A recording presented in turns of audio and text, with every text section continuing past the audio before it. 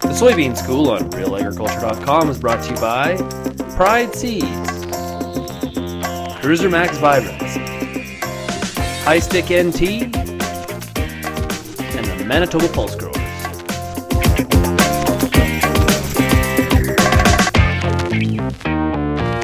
I'm Lyndsey Smith. I'm here with Kristen, production specialist with the Manitoba Pulse Growers. We are talking about yellow in soybeans. And first off, we're talking iron deficiency. What are farmers looking for? What can they do about it? Right, so an issue that's come up lately is that growers are starting to see some yellowing in their soybeans.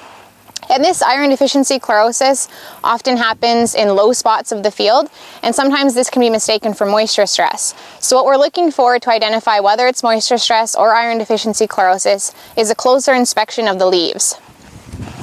With iron deficiency chlorosis, we're going to see yellowing, but it's going to be interveinal chlorosis, which means that the yellowing is going to occur between the veins, and a prominent feature of iron chlorosis is that the veins stay a dark green. So showing here on the plants here, these are very classic iron deficiency chlorosis symptoms. So that's the first thing we want to look for. The second thing that we can differentiate it from moisture stress is the sporadic pattern of it. So we'll be in a low spot of a field or the edges, and there'll be healthy plants, and then we'll have plants that are affected. So it's quite patchy. You can have affected plants like these right beside a healthy plant, and that's another clue. So that's one type of yellowing we're seeing in the field. Now, if farmers are seeing this and they've identified it as iron deficiency chlorosis, is there anything they can do about it? Well, there's not actually much we can do about it in crop, but it's good that growers identify that it's iron chlorosis, and it's especially important for new soybean growers who haven't had this reaction to growing soybeans in a certain field.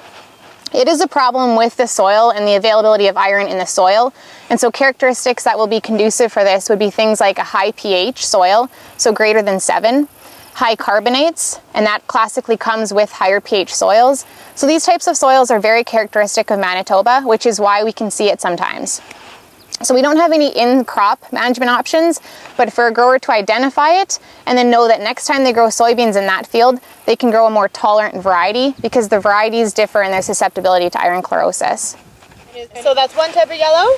Let's talk the next topic of yellow in soybeans. What's that going to be, Kristen? The next one is going to be yellow flash, and it's a term that's given to what happens to a soybean plant after, it can classically happen after spraying glyphosate. Now, it's not always going to happen, and it is quite rare, but it can happen when there's especially high rates of glyphosate, so often in areas of the field where they've maybe had overlap, so 2 or 3 times the recommended rates.